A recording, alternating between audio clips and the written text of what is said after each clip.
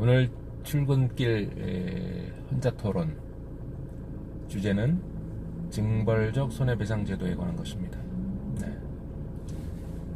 징벌적 손해배상이라는 것은 손해배상을 할 책임이 있는 사람에게 손해배상을 하게 하는데, 그 행위가 그냥 손해배상만으로 끝나기에는 좀 행위가 가볍지 않아서 징벌적 효과를 반영하여 그냥 손해배상액의 3배, 5배 경우에 따라서는 그 이상 되는 그러한 배상액을 배상케 하는 그런 제도를 징벌적 손해배상 제도라고 합니다. 징벌적 손해배상 제도. 원래 손해배상이라고 하는 것은, 예를 들면 내가 50만원 상당의 손해를 입었다. 그러면 그 손해배상액은 당연히 그 50만원이 될 것입니다. 그렇죠? 내가 실제로 손해를 본 만큼의 손해만 배상받는 것이 어떤 그 형평의 원칙에도 맞고, 그 이상 배상받게 하는 것은 오히려 배상을 통해서 더 부당한 이득을 얻게 되는 것이기 때문에, 손해배상이라고 하는 것은 원래의 손해액만을 배상케 하는 그것이 적절한 배상의 기본 방법일 것입니다. 그런데 최근에 징벌적 손해배상 제도가 많이 늘고 있는데요. 국내 입법에서 특별법에 징벌적 손해배상 제도가 도입된 법률들이 벌써 한 6개, 7개쯤 되고 있습니다. 그것은 특히 소비자법 분야에서 소비자의 피해가 극심한 경우에 단순히 피해액만을 배상케 하는 것은 어떤 손해배상으로서의 효과가 없다 라고 해서 징벌적 어떤 그 효과를 가져올 수 있는 제도를 도입하자, 그래서 만들어진 게 징벌적 손해배상 제도이죠.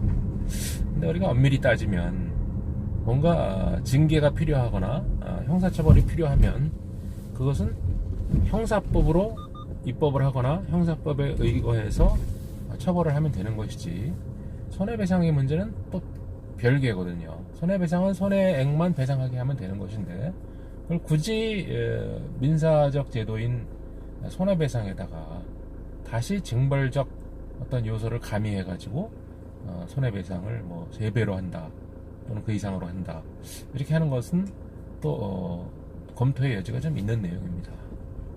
징벌적 손해배상 제도는 원래 우리나라에서 자생적으로 발생한 제도는 아니죠.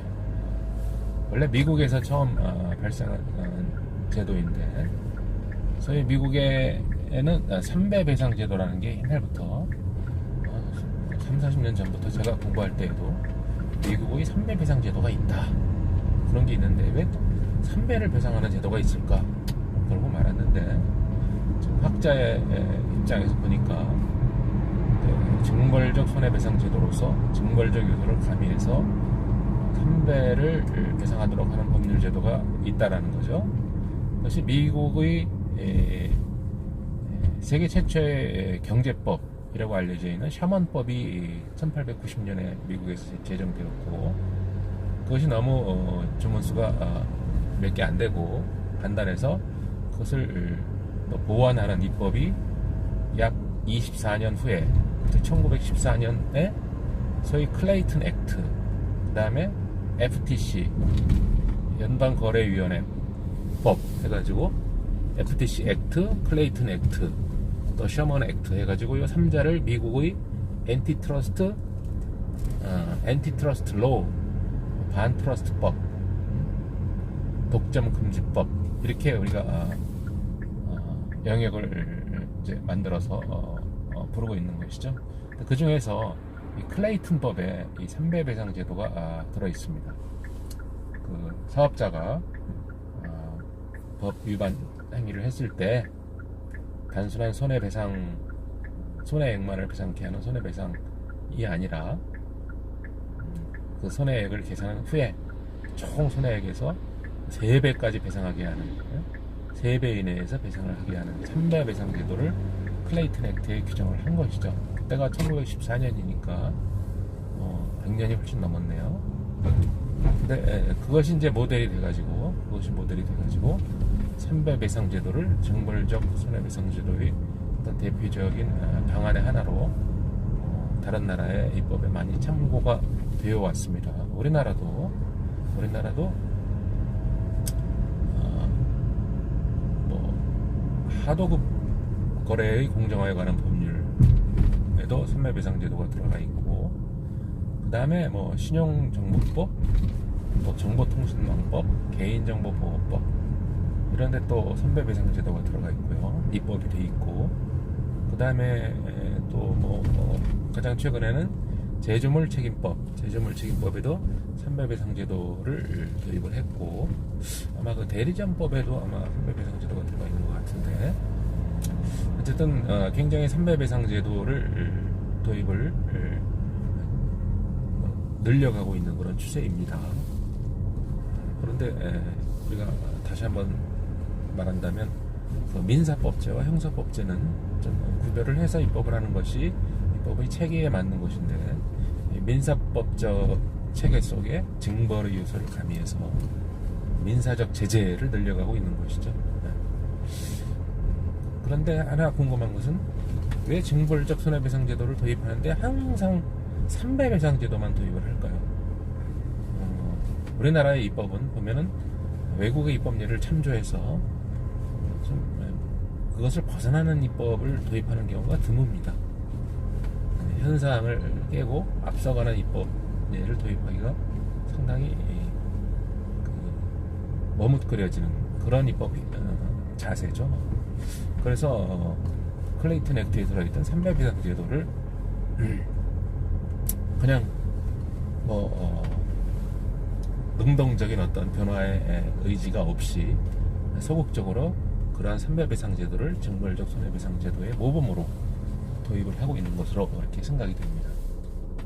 그래서 손해배상제도가 늘고 있다라고 하는 것, 이것은 어떤 그 입법의 체계를 생각해 볼 때는 그렇게 바람직한 그러한 입법 형태는 아니지만, 어쨌든 예를 들면 경제적 약자인 소비자라든지 또는 경제적 약자인 중소사업체에 대해서 대기업의 횡포를 제재한다든지 하는 차원에서는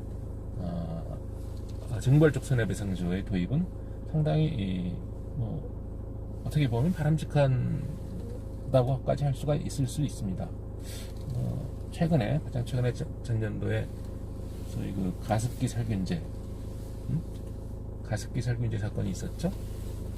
그래서 그 소비자 입장에서는 수백 명이 죽었으니까 어마어마한 사건인데, 종래의 어떤 그 제조물 책임법과 같은 소비자법에서는 징벌적 손해배상제도가 없었기 때문에 기업체가 그냥 상해를 입거나 사망한 사람에 대해서 그 액수만 손해배상을 하면 되는 상황이었죠. 또 그것도 인과관계 입증이 어려워서 손해배상을 받기도 좀 쉽지 않은 상황이었고, 그런 차원에서 징벌적 요소를 도입해서 3배, 맘 같아서는 3배가 아니라 5배, 10배 또는 상한선 없는 손해배상을 하게 하는 것도 제도로서는 타당할 수가 있습니다. 가해자인 그 기업체의 입장에서 볼 때는 소비자를 좀 더 강력히 보호한 것 아울러 앞으로 다시는 유사한 그런 사건이 발생하지 않도록 하려면 좀 더 강력한 징벌적 손해배상제도의 도입이 필요한 것은 또 맞는 이야기입니다. 그래서 징벌적 손해배상제도 이 도입이 입법의 체계에는 조금 정확한 것은 아니지만, 어쨌든 우리나라에서는 상당히 지금 입법례를 늘려가고 있는 그런 상황이라는 거, 조금 더 보완을 요구한다면 꼭 3배 배상제도만 도입할 것이 아니라 좀 더 파격적인, 좀 더 강력한 징벌적 손해배상제도로서 5배나 10배 또는 상한선 없는 징벌적 손해배상제도도 도입을 하고, 그 밖에 경제법이나 소비자법에 보면 소비자의 보호를 위한 그런 제도들이 많이 있고, 그 다음에 또 형사법제로서 또 인터넷 법제 관련해서 무슨 사이버 명예훼손죄라든지 명예훼손죄 같은 거 명예훼손을 당한 사람은 단순히 그 손해액만을 계산해가지고 손해를 배상받아서 끝나는 일이 아니죠. 그래서 그런 경우에, 많은 경우에 가해자의 손해배상 책임을 무겁게, 징벌적 요소를 가미해서 좀 무겁게 규정할 필요가 좀 있는 것입니다. 그래서 징벌적 손해배상 제도의 도입을 역시 지속적으로 늘려가는 것이 소비자의 보호를 위해서나 또는 피해자의 보호를 위해서 뿐만 아니라 가해자에 대한 어떤 징벌적, 그러니까 꼭 형사처벌을 하지 않고도 징벌적 효과를 달성할 수 있다는 면에서는 긍정적인 기능이죠. 그래서 그런 제도의 긍정적 기능, 순기능을 주목해서 제도의 활성화에 힘써보는 것도 좋은 입법의 태도라, 이렇게 생각을 합니다. 오늘 출근길 토론의 주제는 징벌적 손해배상 제도에 관한 것이었습니다.